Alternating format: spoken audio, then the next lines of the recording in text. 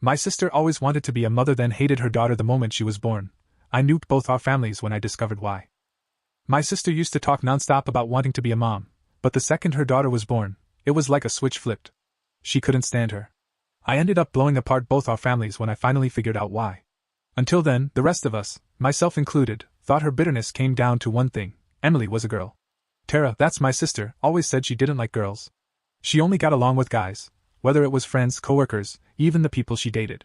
So when she got pregnant for the first time, she threw a big gender reveal party. Everything was decorated in blue, and she kept saying she just knew it was going to be a boy. I still remember how her face completely dropped when the powder in the air turned pink. She tried to fake a smile, but her whole body just slumped. For the rest of the pregnancy, she shared article after article online about how girls were too emotional. She even joined all these boy mom groups, saying she hoped her next baby would be a boy instead. After Emily was born, things just got off. Tara refused to dress her in anything colorful, only browns and whites. And instead of calling her by name, she'd just say, "The child." Whenever we got together as a family, Tara would complain nonstop about how Emily was clingy or too emotional. The kid was barely 2 years old, and her own mom was telling anyone who'd listen that she didn't even want her. Meanwhile, my husband Daniel and I had been trying to have a baby for 7 long years. We went through all of it: shots, procedures, heartbreak after heartbreak. I still remember the day I gently asked Tara if she'd ever think about letting us adopt Emily. I mean, it was clear she didn't want her. But the look she gave me? I'll never forget it. Her eyes went wild, and she told me she'd rather sell Emily than let us raise her. At the time, I laughed it off like she was just being dramatic. Now I know better. When Tara got pregnant again last year, she was obsessed with making sure it was a boy. She straight up said that if it turned out to be a girl, she'd terminate the pregnancy, because she wasn't going through another mistake. She dove headfirst into every old wives' tale out there. She used those Chinese gender calendars, tried weird oils, and even looked into expensive gender selection treatments. We all thought she'd lost it, until it turned out she was actually having a boy. Then she lost her mind in a different way. She was over the moon. At the second gender reveal, when the blue smoke filled the sky, she dropped to her knees sobbing like her prayers had been answered. Little Emily, still a wobbly toddler, toddled over to give her a hug. And what did Tara do? She shoved her. The poor kid tripped and scraped her knee on a metal chair. It was heartbreaking. After that, none of us really kept in touch with Tara. She'd moved to another country to have the baby, claiming it was cheaper over there. Even after her son Noah was born, everyone pretty much kept their distance. Then about 2 months later, she invited all of us to a family video call. At first, things felt okay. Baby Noah was asleep, and Tara was showing him off in this little outfit that said, "Mama's boy." Then someone, my aunt, asked to see Emily. That's when everything shifted. Tara's eyes went wide, and she looked down like she didn't want to answer. Quietly, she said Emily wasn't with her. My aunt kept pressing, asking where she was. And then Tara came out with it. She admitted that she had put Emily up for adoption, back in December, when she was 6 months pregnant. Said she couldn't handle having 2 kids and didn't want to waste money on presents for a child she didn't plan on keeping. Said she needed the cash for her trip instead. You could have heard a pin drop. Less than a minute later, my grandma started gasping for breath and clutching her chest. She kept crying out Emily's name. I lost it. I screamed at Tara that Daniel and I would have taken Emily in a heartbeat. And that's when I noticed something off about Daniel. The second I mentioned Emily, he looked panicked. Nervous in a way I hadn't seen before. Then the call ended in chaos. Tara logged off, and my grandma had to be rushed to the ER. Later that night, after I made sure grandma was stable, I came home, and Daniel was acting strange. I walked in and found him in our bedroom, quietly deleting photos from his phone. Every single one was from about 4 years ago. Some of them looked random, but others were clearly ultrasound pics, black and white, hard to ignore. And the timing matched up with when I'd had my miscarriage. I tried to tell myself it was just a coincidence, but something felt off. I asked him what he was deleting. He didn't say a word, just walked into the bathroom and kept going. When he came out, I pressed him again. I asked what was really going on. That's when he snapped at me. Told me I was being paranoid. Said I needed to drop it. That whatever happened with Emily was Tara's business, not ours. The weird thing is, I hadn't even brought up Emily that time. That's when I knew I needed answers. So I hired a private investigator. I told the guy I wanted everything, where Emily was, who her real father was, anything that could help me make sense of all this. And I have to say, the PI didn't waste any time. Within 2 weeks, he had hotel logs, credit card bills, and even recovered old text messages. The timeline he laid out was damning. 4 years ago, right after I lost the baby and was still in the hospital, Tara had gone to comfort Daniel. 9 months later, Emily was born. The investigator even managed to track down a toothbrush Emily had used while visiting our place. Ran a DNA test. Daniel was her father. I completely broke down. I wanted to scream, to destroy everything in sight. But I didn't. I stayed calm. A week later, I found myself sitting in my car just outside our building, holding an envelope stuffed with proof. My husband was supposed to be home in an hour. Tara had texted that she was coming by too, right around the same time. I watched them both pull into the parking lot, Daniel in his silver Honda, Tara in her red SUV. They got out and exchanged this weird glance, then walked toward the entrance, keeping a careful distance like they didn't want to be seen together. My hands were shaking as I held that envelope tighter. I waited 5 minutes, then went inside. The elevator felt like it was crawling. When I finally reached our apartment door, I heard them inside, just chatting casually like everything was normal. I slid the key into the lock and walked in. Daniel was sitting on the couch, scrolling through his phone. Tara was leaning on the kitchen counter, sipping a glass of water. The calmness of it all made me feel sick. "Hey babe," Daniel said without even glancing up. "Tara just got here." I walked over and set the envelope down on the coffee table. "We need to talk," I said. "All three of us." Tara rolled her eyes like she was already over it. "If this is about Emily again," she said. "I told you. It's done. The adoption is final." I didn't say a word. Just opened the envelope and laid out the papers, hotel receipts, phone logs, and the DNA results. Daniel's face went ghost white the second he saw them. His voice cracked as he asked, "What is this?" "You know exactly what it is," I said, keeping my voice steady. "4 years ago, while I was lying in a hospital bed grieving the baby we lost, you were with my sister." Tara let out this ugly little laugh. She actually laughed. "Oh my God, you hired someone to look into this? That's just sad." "Is it sad?" I asked, holding up the DNA report. "That Emily is Mason's daughter?" I stared her down. "Is it pathetic that you gave away his child without even telling him?" Mason jumped to his feet, and his phone slipped out of his hands, hitting the floor with a loud clatter. "This is fake," he snapped. "You're just making all this up because you're bitter Tara has kids and you don't." Without a word, I pulled out my phone and hit play on a recording I'd gotten from the PI. Mason's voice came through the speaker, clear as day, talking to Tara about how they had to keep their secret, how I could never know the truth about Emily's father. That shut Tara up. The laughter drained from her face. She slammed her glass down so hard the bottom cracked. "You recorded us?" "The PI did," I said. "From your own security cameras, Tara, the ones you installed after Eli was born." I calmly gathered the documents and stacked them neatly. "I've already filed for divorce, Mason. Our joint accounts are frozen. You'll be getting the papers tomorrow." Mason lunged toward the coffee table, trying to snatch the evidence, but I was quicker. I pulled everything back before he could touch it. "Half the money's already gone," I said flatly. "You can't do this," he barked. "Actually, I can. Cheating tends to complicate things when it comes to dividing assets." Then I turned to Tara.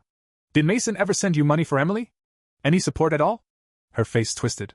"He said he couldn't, because you'd find out. He promised he'd help once you two divorced naturally, but you kept trying for a baby." That's when the blame game started. Mason rounded on her, accusing her of trapping him.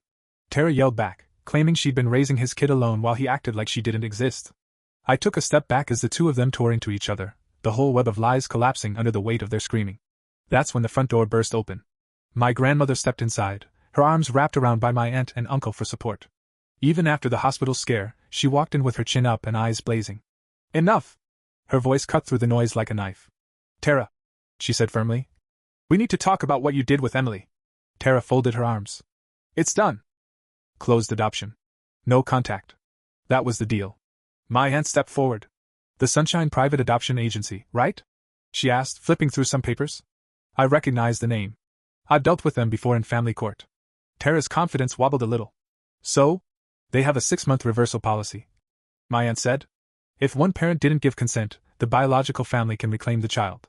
Then she turned to Mason. "Did you sign any adoption papers?" He looked like someone had pulled the floor out from under him. I didn't even know she was pregnant until Emily was already here. Tara told me it was a one-night stand. "I picked a family in Oregon on purpose," Tara said, spitting the words in my direction.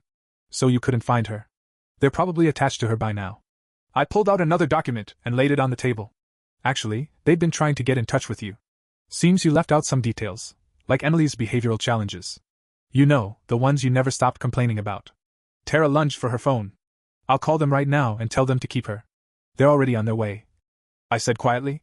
"They contacted the agency 2 weeks ago about returning her. My lawyer's been in touch."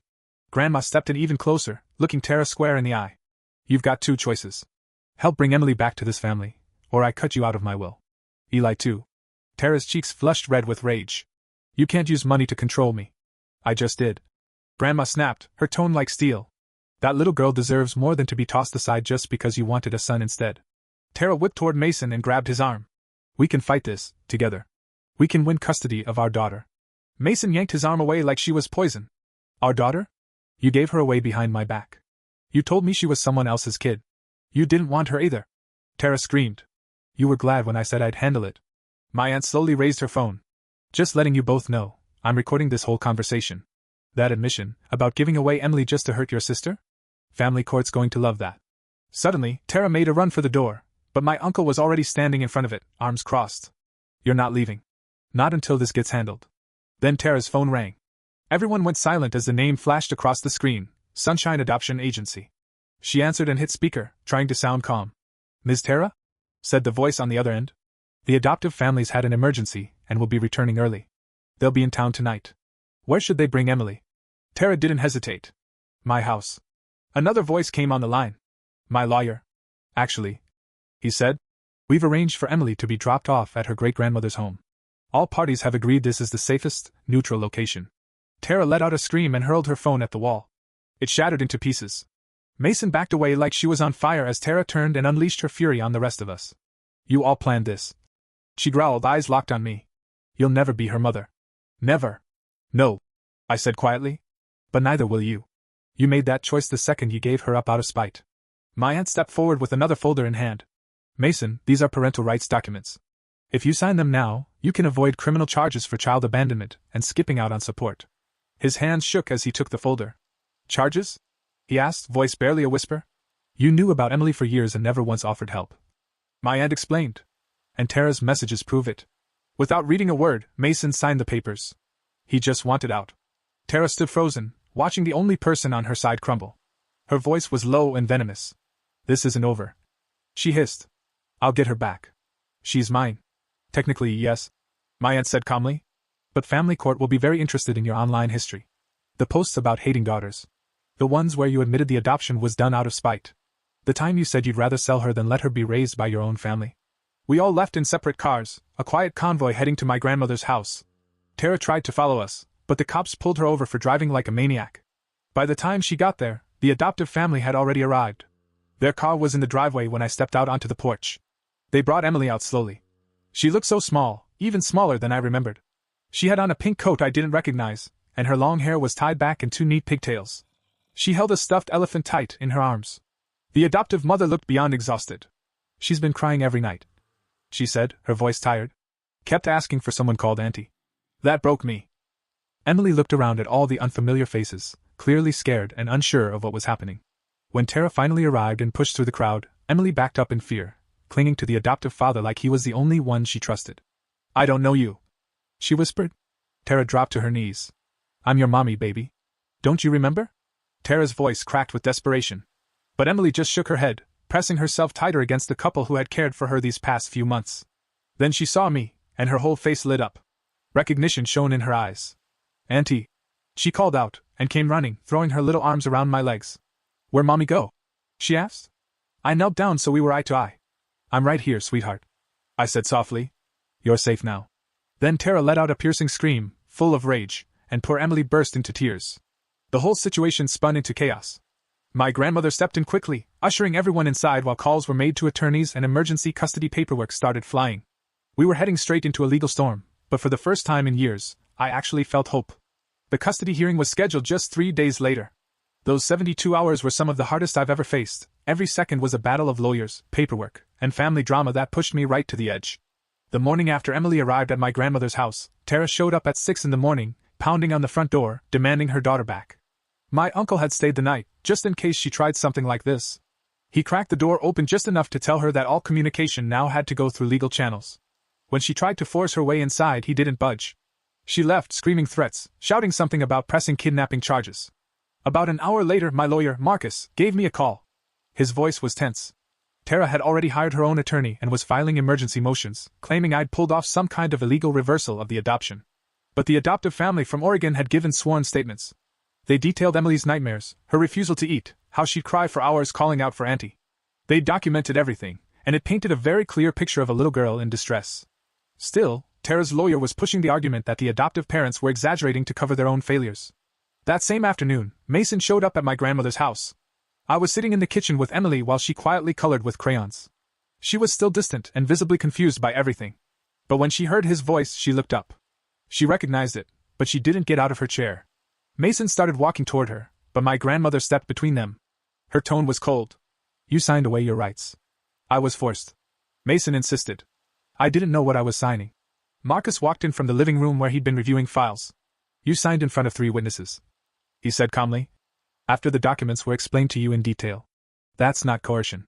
Mason's face turned red. I just want to see my daughter. The daughter you ignored for 4 years? I asked, trying to keep my voice even so Emily wouldn't get upset. The one you allowed Tara to give away without even lifting a finger? His frustration snapped. He spun toward me, eyes flashing. At least I didn't hire a private investigator to stalk my own family. How long were you planning this, huh?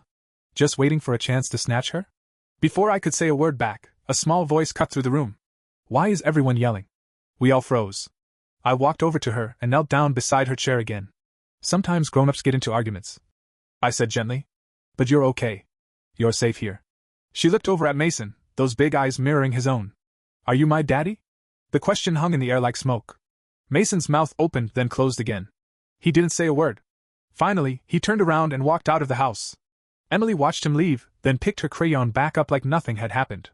But the next day brought a new kind of chaos. Tara had shown up at Emily's old daycare and tried to get her hands on the child's records, claiming she needed them for medical reasons. But thankfully, the daycare director had already heard whispers of what was going on. She refused to release anything. Tara didn't take that well. She caused such a scene that they had to call security. The whole incident was written up and forwarded to our legal team. My aunt spent most of the day digging through Tara's social media accounts. What she found was worse than we expected: years of posts in boy mom groups, endless complaints about having a daughter, and even a deleted post from when Emily was only 18 months old. In it, Tara asked if anyone knew lawyers who handled rehoming adoptions. It was damning. No way to spin it. But still, Tara's lawyer tried, arguing the posts were being taken out of context, just venting from a struggling mother. Meanwhile, the financial stress hit like a truck. Somehow, Mason had managed to access one of our investment accounts right before the freeze fully locked everything down. He took out $30,000. Marcus filed emergency motions to recover the funds, but the damage had been done. I had to ask my grandmother for help covering the legal bills. It made me feel sick with shame, even though she didn't hesitate for a second. Then, 2 nights before the hearing, something terrifying happened. I was staying at my grandmother's with Emily when we heard the sharp shatter of breaking glass. Someone had thrown a rock through the living room window. Tied to it was a note. Stop this or you'll regret it. We called the police, but without clear evidence linking it to Tara or Mason, all they could do was file a report. Emily was terrified. She clung to me like a lifeline, her little voice shaking as she asked if the bad people were coming back. The morning of the hearing was cold and gray, with a steady drizzle falling. I dressed Emily in a soft purple dress, her favorite color. She held tight to my hand as we walked into the courthouse, flanked by my whole family like a wall of protection. Tara arrived separately, wearing a buttoned-up, conservative suit I'd never seen before. It was obvious her lawyer had coached her hard, trying to make her look like a nurturing mother. The courtroom wasn't what I expected. It felt more like a conference room than a courtroom. Judge Wallace, a woman in her 60s with sharp eyes and a no-nonsense air, sat at the head of the table, flipping through the massive stack of files in front of her.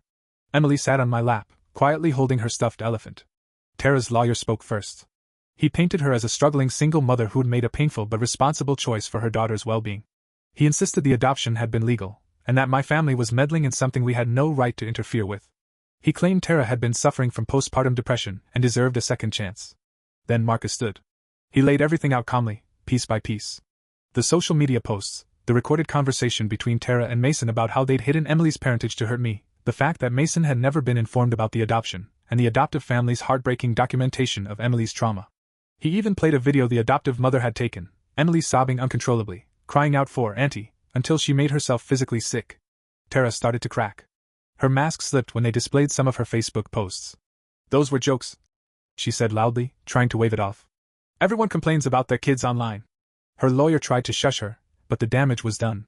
Then Judge Wallace requested a private meeting with Emily in her chambers, only the court-appointed child advocate allowed inside. Those 20 minutes were the longest of my life. When they came back out, Emily ran straight to me. She buried her face in my shoulder and clung to me like she wasn't letting go. Then the judge looked over her glasses at all of us and gave her preliminary ruling. Because of how the adoption had gone down, the fact that the father never gave consent, and the emotional toll it had taken on Emily, Judge Wallace decided to grant me temporary emergency custody while a full investigation took place. Tara would be allowed supervised visits twice a week at a court-approved center. The final custody decision would come in 90 days. Tara lost it right there in court. "She's not even her real mother. This is kidnapping." Judge Wallace didn't blink. Her tone was sharp as a blade. "Ms. Tara? One more outburst like that and I'll hold you in contempt." Outside the courthouse, Tara caught up to us on the steps. Her eyes burned with fury. "You think you've won?" she hissed. "I'll never stop fighting. Never." My grandmother didn't even flinch. "Then you'll just keep losing," she said, calm as ever. "Because you're not fighting for that child's love. You're fighting for your ego." The court-ordered visits started the following week. The very first one was a complete disaster. Emily cried the entire time, sobbing, begging to leave. Nothing Tara did helped. She tried bribing her with candy and toys, but Emily wasn't interested. The visit supervisor wrote in her report that Tara seemed more annoyed than concerned by her daughter's distress. Meanwhile, Mason had already moved on. He was dating some woman from his office, and from the looks of it on social media, they were already calling each other. Fresh starts. It all felt so fast, so heartless, but honestly it helped my case. What kind of father moves on from his own kid like that? 3 weeks into having Emily full-time, she finally started to find her footing. She still had the nightmares, still asked heartbreaking questions like, "Why do I have to go see that lady?" But she was eating better. She even started smiling again. I got her into play therapy right away, twice a week, to help her work through everything she'd been through. It was worth every mile on the road, but the cost was crushing.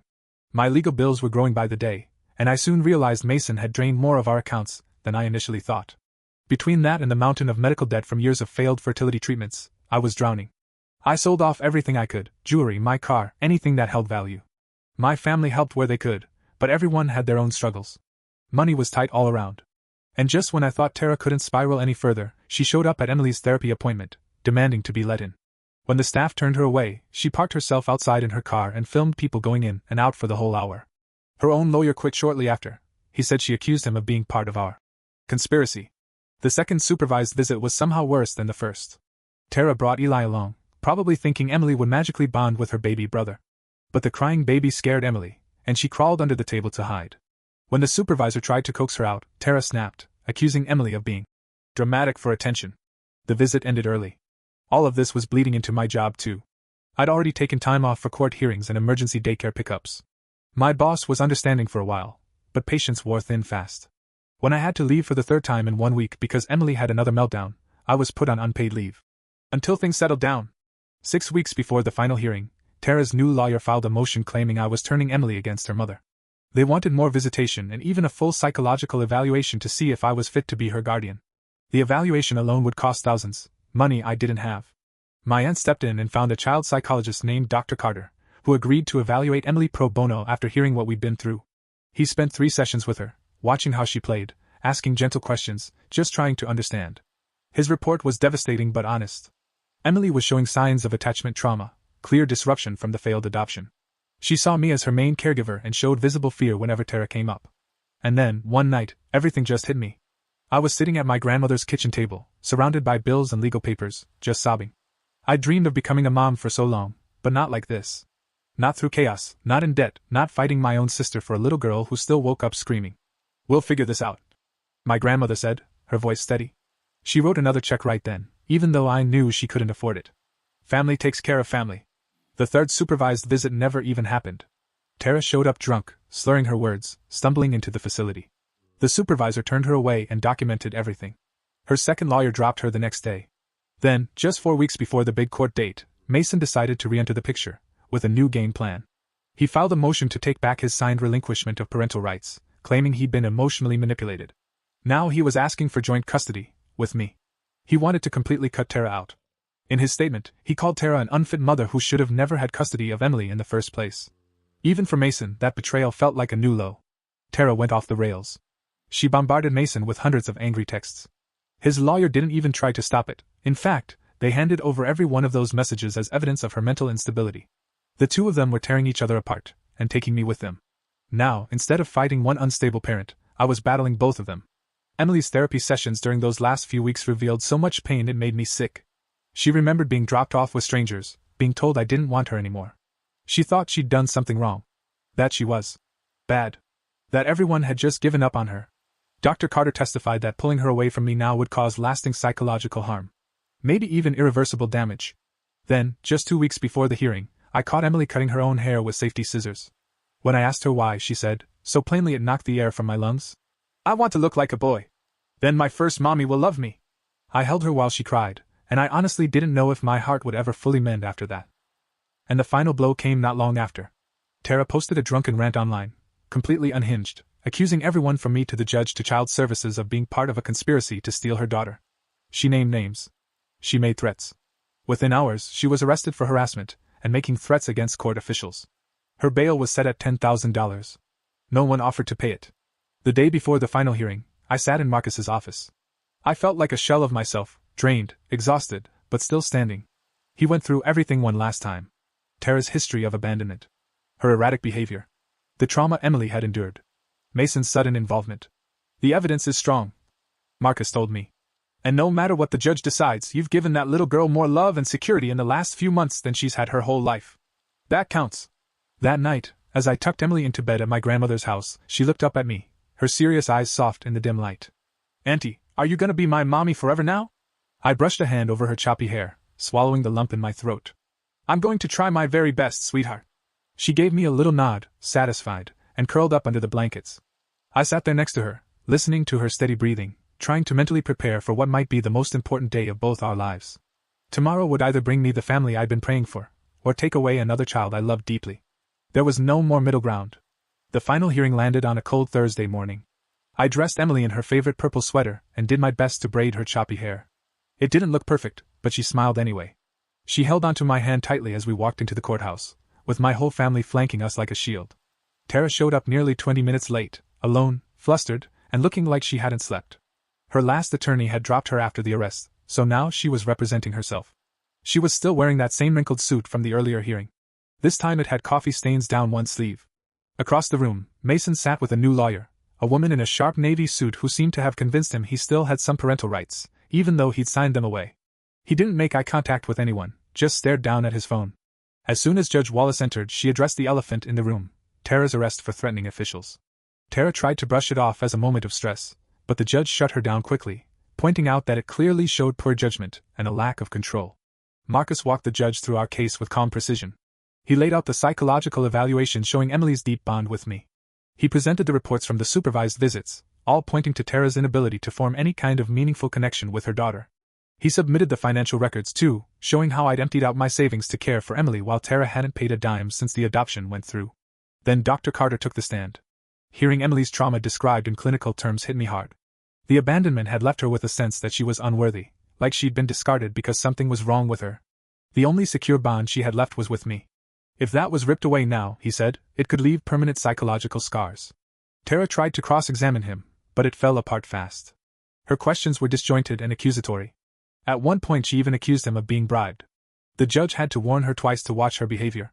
Mason's attorney tried spinning a new story, that Mason had been manipulated, that he hadn't fully understood what he was signing. She painted him as a man caught between two conniving women, conveniently forgetting he'd had an affair and ignored his daughter for 4 years. Mason testified too, saying he wanted to be part of Emily's life now that he knew the truth. I didn't say a word. I didn't need to. His actions spoke loud enough. During recess, I took Emily to the restroom. Tara was waiting outside and cornered us. She dropped to her knees, grabbed Emily by the shoulders, and begged her to say she wanted to go home. "Tell them you love me," she whispered. Emily shook her off, backing into my legs. "You're not my mommy. You gave me away." A court officer stepped in and pulled Tara back, but the damage was already done. For the rest of the hearing, Emily sat quietly in my lap, face buried in my shoulder, flinching whenever Tara so much as shifted in her seat. Judge Wallace called Emily into her chambers again, this time with no resistance. Emily even gave her a shy little smile before following her in. They were gone a full half hour. When they returned, the judge's expression was serious, grave, even. She began by acknowledging that, yes, Tara was Emily's biological mother. But biology, she said, does not make someone a parent. She laid it out plainly. Tara had abandoned her child, motivated by gender preference and spite. Her actions showed no concern for Emily's well-being, only a desire to win control. Then she turned her attention to Mason. He'd been absent from Emily's life for 4 years, showing up only after his divorce began. His claim for custody, the judge said, seemed more rooted in ego than genuine paternal care. His signed relinquishment of rights was final and legally binding. Then came the words I'd been hoping to hear. I was granted full legal custody. Tara wouldn't get visitation until she completed parenting classes, anger management, and a full psychological evaluation. Mason's motion for custody was denied outright. The judge said the adoption process could begin immediately. Tara jumped to her feet, shouting, "You can't do this! She's mine! I gave birth to her!" Judge Wallace looked right at her and said, "And then you gave her away. This court's only concern," she continued, "is Emily's safety and well-being, not your regrets." Security moved in as Tara started toward the bench, but she spun toward me instead, her face twisted with rage. "This isn't over," she hissed. "I'll appeal. I'll fight until you're broke and ruined." Mason used the distraction to slip out the back without so much as glancing at the daughter he said he wanted. His lawyer gathered her things quickly, looking downright disgusted. Outside the courthouse, my family wrapped us both in a big, tearful hug. Emily, still unsure of everything, looked up and gave a small smile when my grandmother kissed her forehead. Later that night, Tara showed up at my grandmother's door, clearly drunk, with Eli on her hip. She started pounding on the door, yelling for Emily, screaming accusations through the windows. The neighbors called the cops. From the upstairs window, I watched as the police led her away. My grandmother held Eli close as the officers placed Tara in the back of a cruiser. Within a week, Tara's parents took custody of him, officially declaring her unfit. The adoption process moved forward, but it wasn't quick. Background checks, court dates, home visits, it was a slow road. Meanwhile, Emily started kindergarten at a new school where no one knew anything about her past. She became fast friends with a little girl named Chloe, another purple lover. They were inseparable. 3 months into the process, Mason sent one final email. "I'm moving to Seattle for work. I won't fight the adoption. Just take care of her. Tell her if you want." I never wrote back. Tara kept trying to appeal, but nothing stuck. Her behavior kept unraveling. She lost her job for missing too many shifts, and her parents told us she'd been showing up drunk, begging for money and blaming everyone else for her mess. The adoption finalized on a Tuesday morning. Emily wore a brand new purple dress and held tightly to a stuffed elephant the judge had given her as a gift. When they asked her if she wanted to become my daughter, she nodded and said yes, in the clearest little voice. That night, back home, I tucked her into bed in what was now officially her room. "Will she try to take me again?" Emily asked. I brushed the uneven bangs off her forehead and kissed her temple. "No, baby. I promise, I'll always keep you safe." 6 months later, at a school event, I met a man named Brian. His daughter was in Emily's class. Brian was a widower who knew a thing or two about complicated family situations. We ended up talking while our girls played together on the swings, both of them laughing like they'd known each other forever. Not long after that, Tara sent a letter through her attorney asking for a photo of Emily. After talking it over with Emily's therapist, we decided not to send anything. The therapist explained that Emily was finally starting to feel safe and settled, and that even a single picture might stir up confusion and undo the progress she'd made. Once Emily got comfortable in school, I eased back into work part-time. Money was still tight, but somehow we made it stretch. My grandmother helped with after-school pickups and became a constant, steady part of Emily's life. Their bond grew deeper with every passing week. About a year after the adoption was finalized, I ran into Mason's mother in the grocery store. She pulled me into a hug, tears in her eyes, and told me how thankful she was that Emily had me. She said she tried to contact Mason, asked him if she could see his daughter, but he'd shut her out completely. "He told me it's just easier this way," she whispered, voice full of regret. Eventually, Tara found some footing again, or so my aunt said.